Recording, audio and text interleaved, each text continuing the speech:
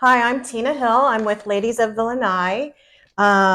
We are doing the popular Ask a Villager episode, and if you could introduce yourself and what village you live in.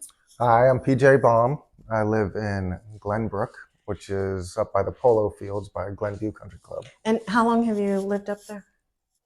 A little over 4 years. And have you moved? Is that the only No, time it's you've the been only there? place. This is our special guest, Samson. We got the dog here too. Come on, buddy, you're a star. And how did you first hear about the villages, and what made you pick that particular area to live in? We moved during COVID. The restaurant I was managing in Vero Beach closed down, just like every restaurant. And my dad at the time had just gotten in remission from pancreatic cancer. Oh. So my mom and dad wanted to move here. So I came up here since my restaurant was closed to help them find a place. And then he got pancreatic cancer again, so I decided to stay here. Okay. So. And why did they choose up north? Do you know why north as opposed to the south? We chose up north because I thought at the time you got a lot more for your money. We got a great deal on the house because nobody was looking at houses. Mm-hmm. And, at the time we were looking, it was like 1,200 square or 1,100 square feet or 1,300 square feet by Sumter Landing, or in between Brownwood and Sumter Landing, or 2,200 square feet for the same price. Right. So you got more house for the money up there. Okay. I was going to say, are you retired or still working? I know you're still working. But I'm still working. I work for FMK. Okay. And do you have a favorite venue for enjoying music or dancing? I think it's more about the band than the venue. I think Brownwood probably has the best venue with the stadium seating, personally. And I like the bars right there on the square. They have more of them, I think, than Sumter Landing. So I'd say Brownwood's probably my favorite venue. Who are some of your favorite bands? Hooligans, Spasmatics. I like that band a lot. Okay. I think they bring a lot of energy and the biggest crowds for sure. Yeah. Who do you think has the best pizza? I don't know. I don't eat a lot of pizza. Does Grace know? No. Who's the best pizza? My daughter's with us too. I think I've only had pizza one time in the Villages, and it was over at the place in Sumter Landing. I don't even know the name of it. I don't know. Oh. What's your favorite restaurant if you want to splurge? In or outside of the house? The bubble? If I wanted to splurge inside the Villages, obviously I work for FMK, so we have a lot of great restaurants. But if it wasn't one of our restaurants, you can give me one of yours and then one not yours. I would say for an FMK restaurant, my favorite is the Chop House. Mm-hmm.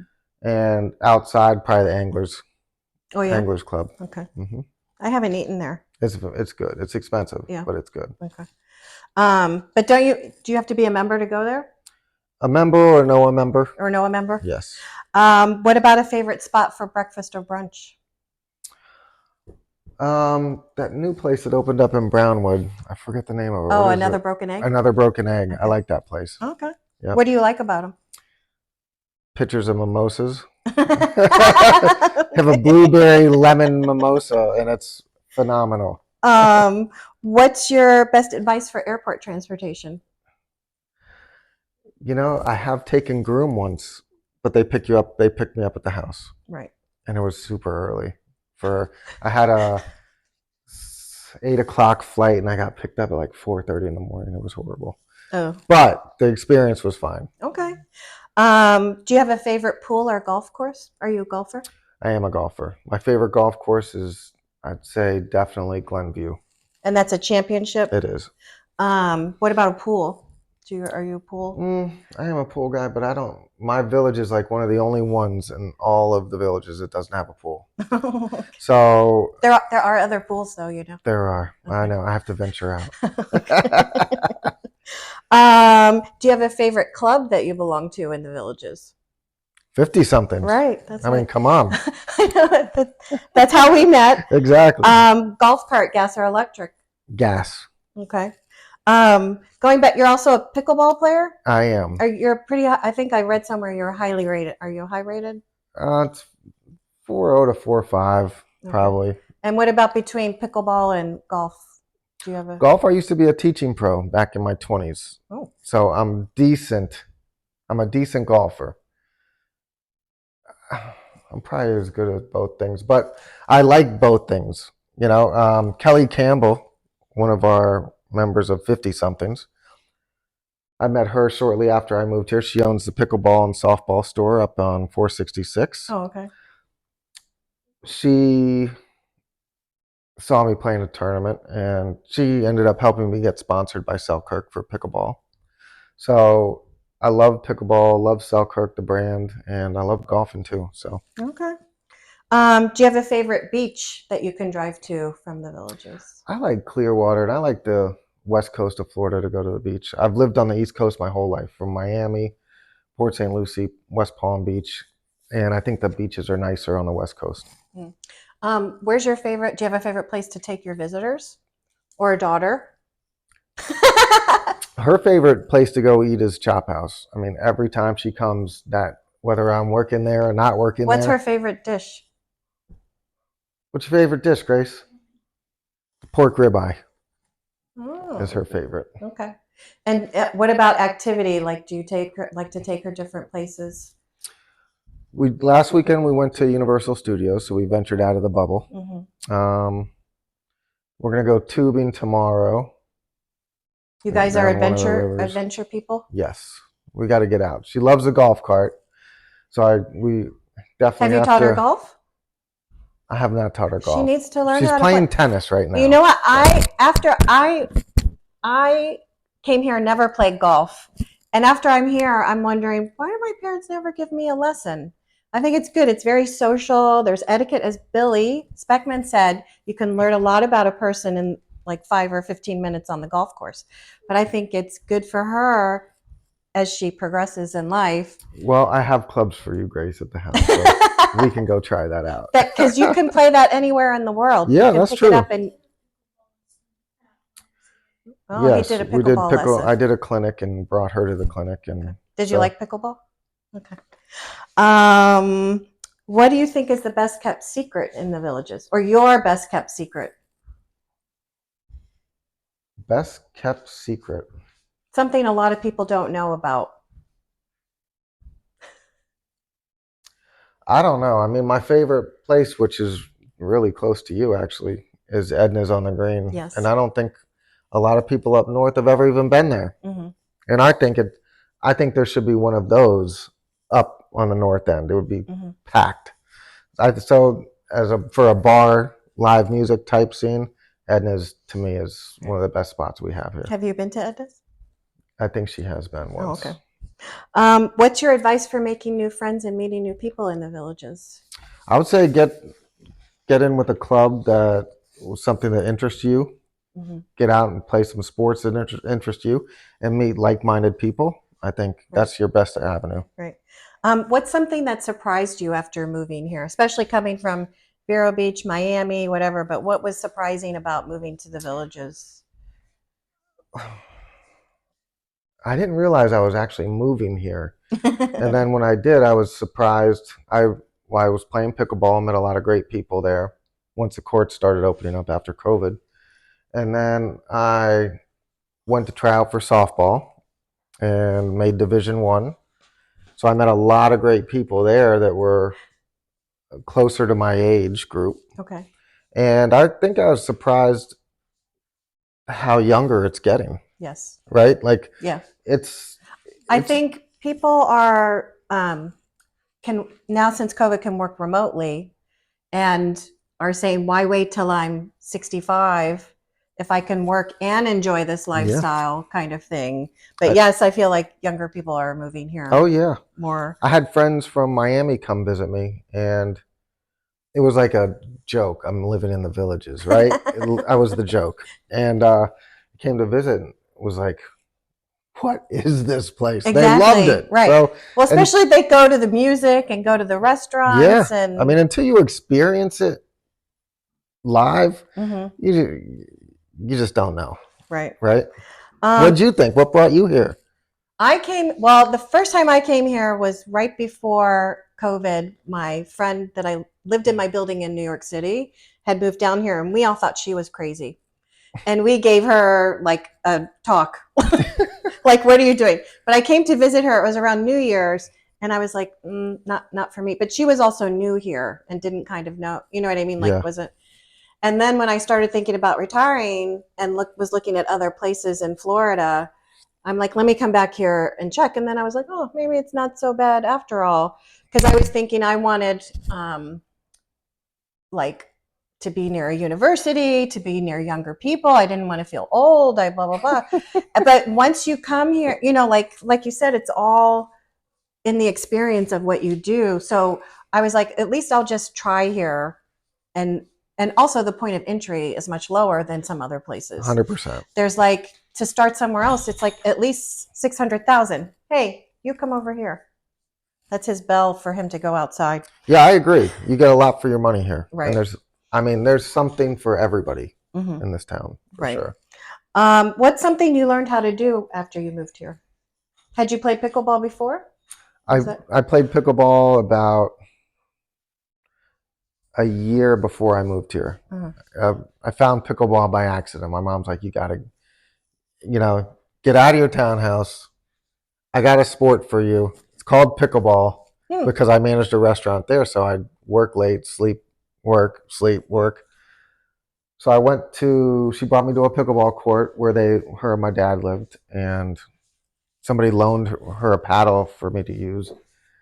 And it was funny because I was playing like 10 minutes and this couple came up to me and said, hey, we have a traveling pickleball team and we just started our league and you need to be on this team. How long have you been playing? I'm like, 10 minutes. I just started.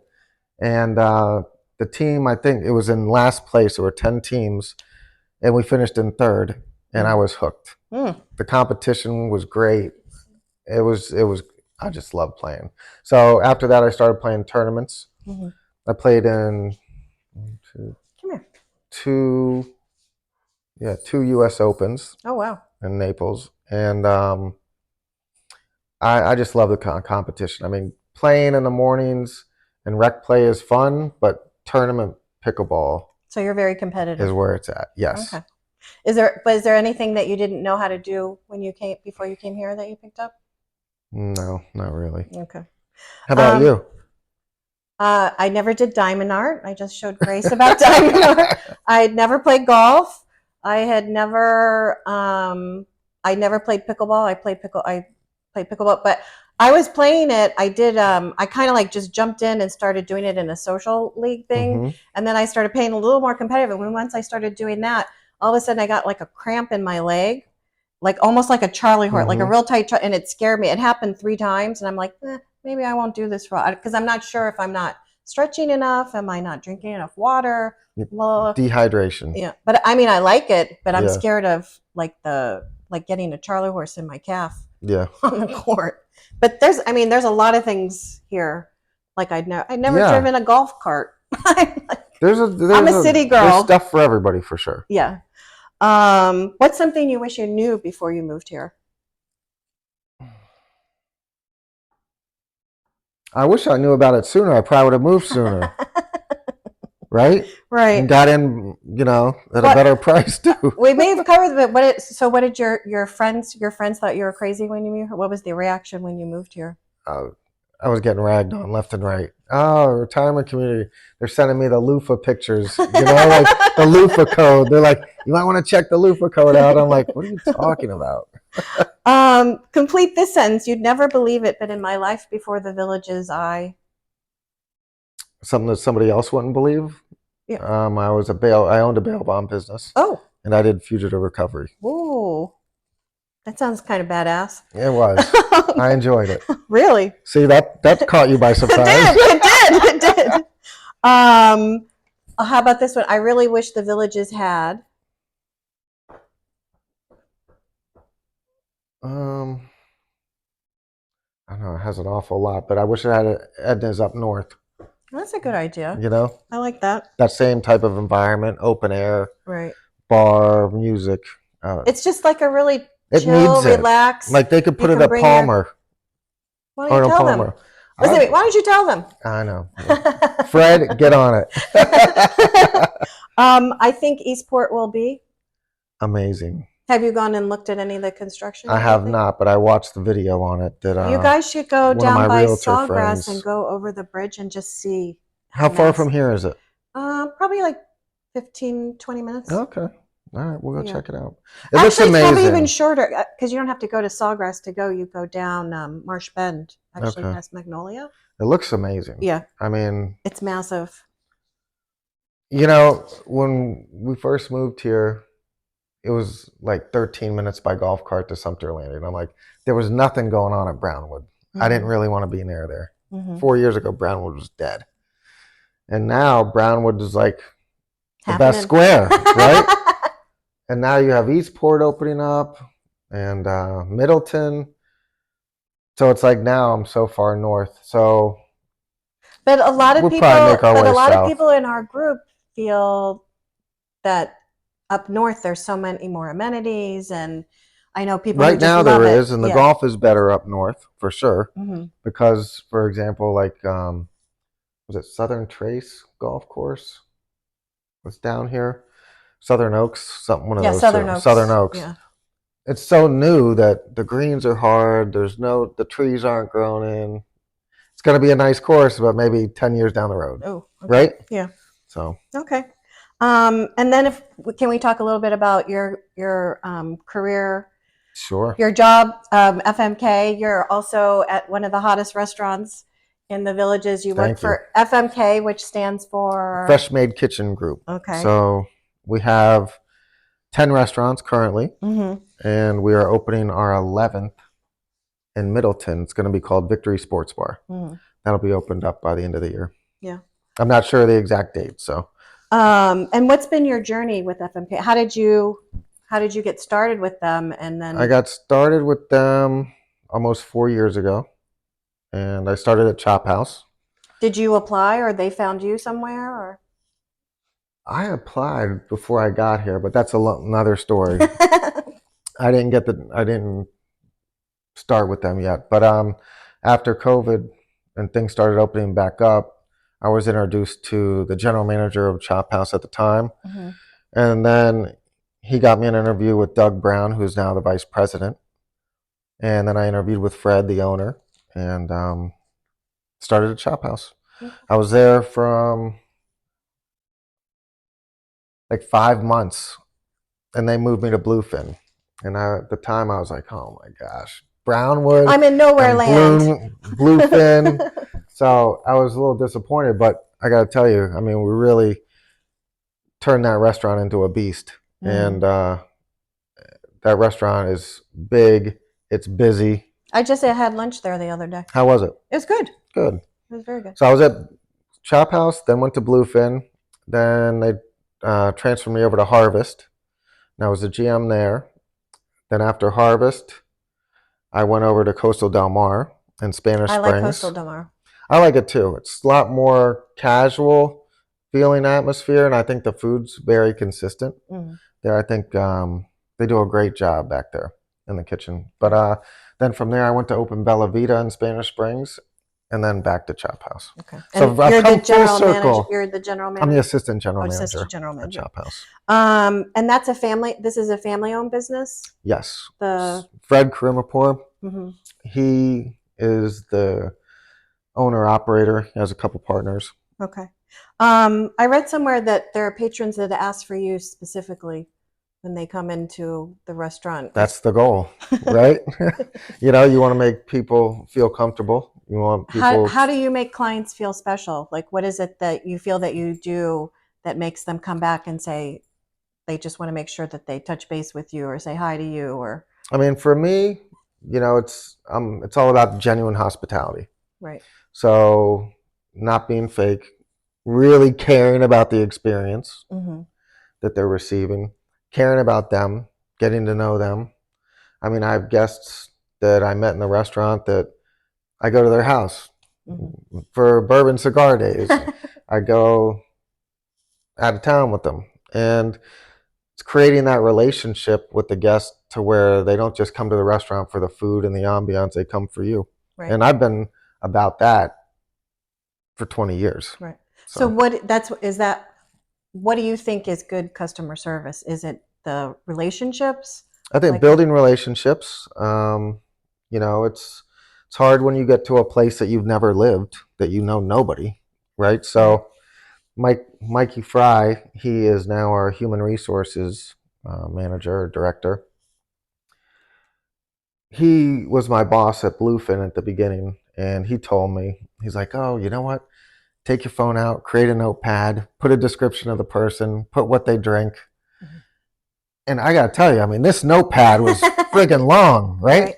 So that helped. We had this guy, Bob, who used to come in on his bike at the Bluefin wearing his yellow biker gear, and he always drank Bud Light. And I put his name, put what he wore, put what he wear, what he drank. And so somebody come in and I don't remember their name. I look through my notes, get their name.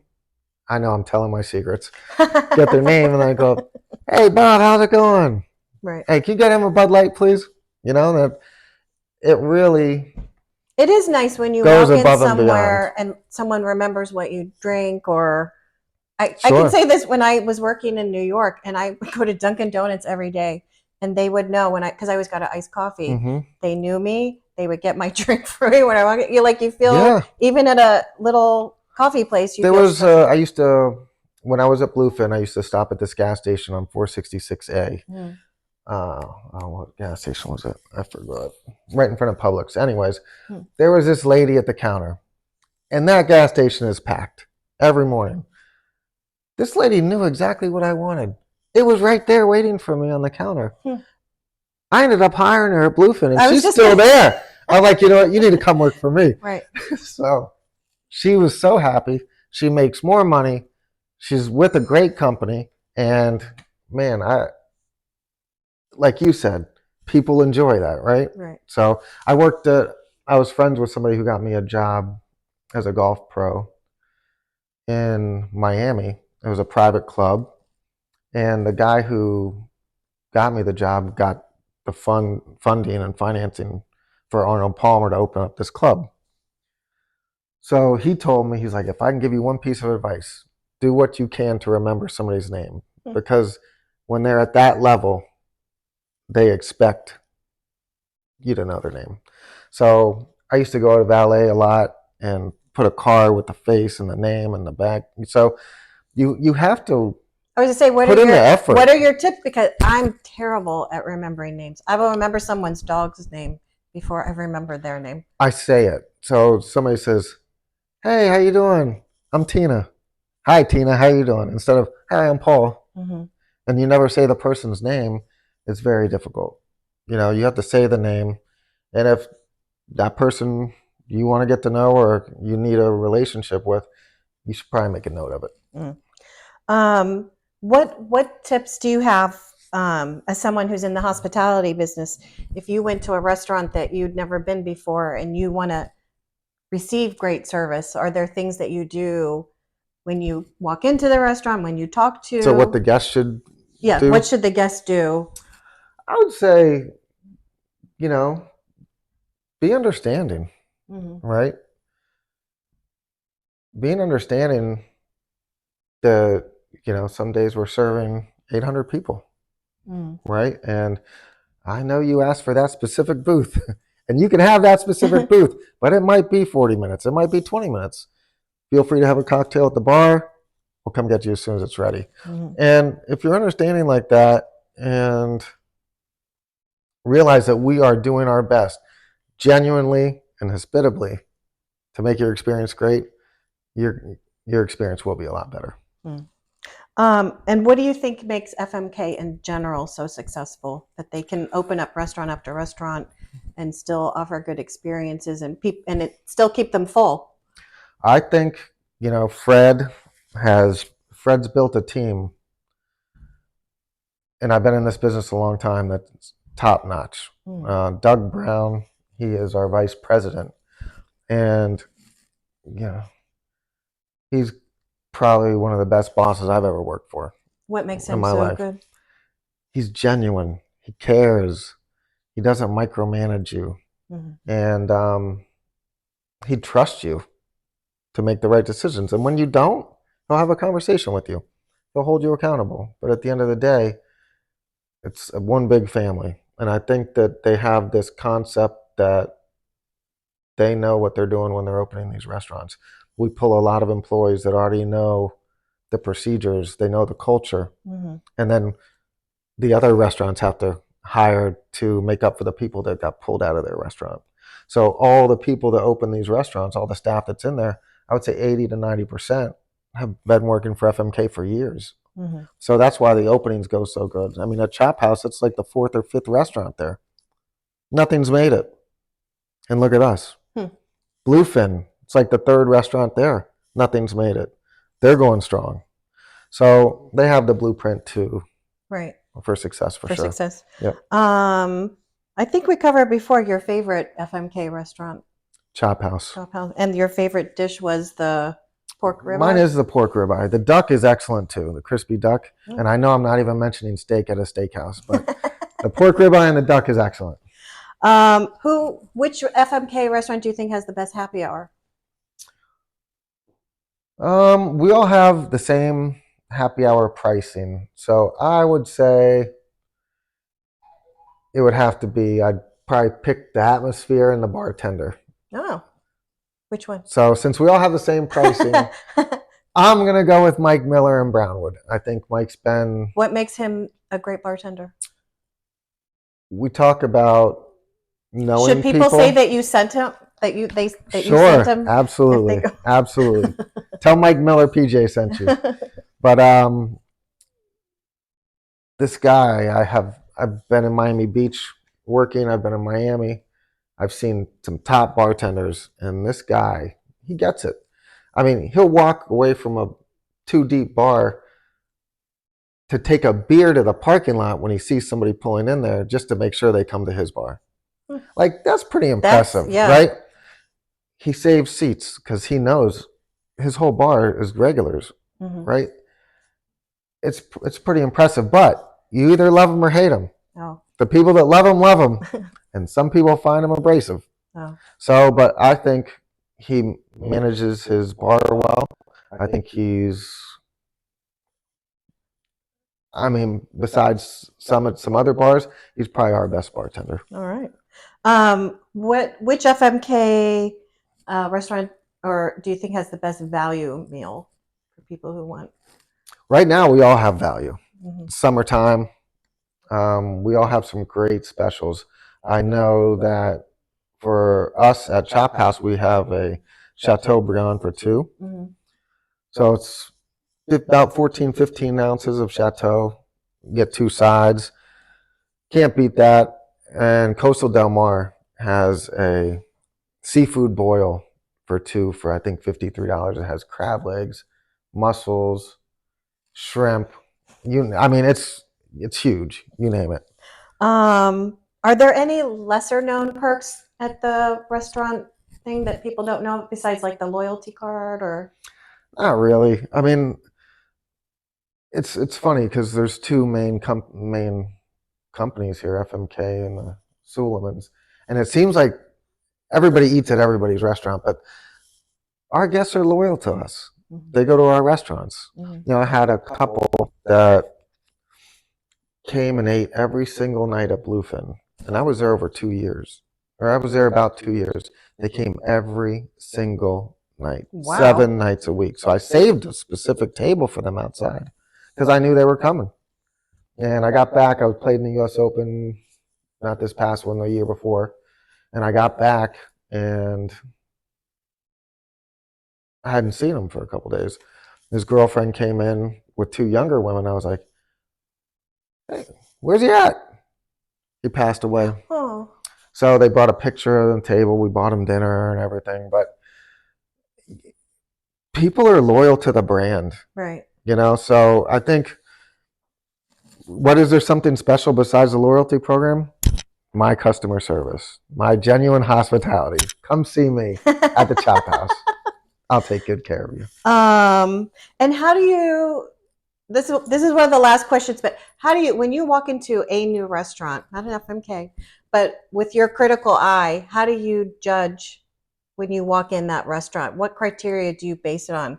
Because one time I know someone who worked in the restaurant business, and they always said check the bathroom, and how clean the bathroom is how clean the kitchen is. Like that's how they judge something. But just with your critical eye, are there things that you look at, like scan and look at, and make an immediate judgment of a restaurant? I mean, for me in the restaurant business, it's all about the little things, right? Silverware is polished, the plates are clean. But for one thing that I like to look at is the staff. You know, are they having fun? Do they look Are happy they to be talking there? to tables that aren't even theirs? Yeah. Are people, you know what I mean? The way the staff is acting, if they're having fun, I'm pretty sure the restaurant's running pretty correctly. So I look at the staff. Yeah, you want the bathroom clean, you know. You'd be And surprised how many dirty bathrooms there are. I mean, you should look. Go to the bathroom in Harvest. Have you ever been there? I'm sure I have. I mean, the women's room is all white tile. The men's room is all black tile. I mean, they're beautiful bathrooms. It's so hard to keep the tile clean. You know what I mean? Like, I brought in the spray wax one time for a car, and I'm like wiping it. Right. So, you know, yes, I want the bathroom clean, but it sometimes they're hard. That bathroom at Harvest was difficult, you know, to make it look spit shined, you know? Oh. And is there any proper tipping etiquette on happy hours in general? Like when people are, or your I suggestion? mean, look, I'm a big tipper, but I've been in this business a long time. I just say 20%. Give 20%, nobody's going to be unhappy, Okay. you know? Do you have any other things you No. want to share about your FMK experience or your, I love working for FMK. I've had opportunities to leave to go to other restaurants in the villages for more money. And to me, it's not about the money. It's about this family atmosphere that they've created. I know that Fred and Doug and Mikey, I know they care about me. And to me, that's worth more than money. So I'm super happy. I'm comfortable. And I love living here and working here. Okay. So Well, thanks for being here. you're Thanks for welcome. doing Thanks this. for having me. Thanks for Grace coming. Do you want to say hi? You want to be no? She's shy. She's sitting on the other side of the couch. Okay. All right. Thanks. All right. Well, thank you.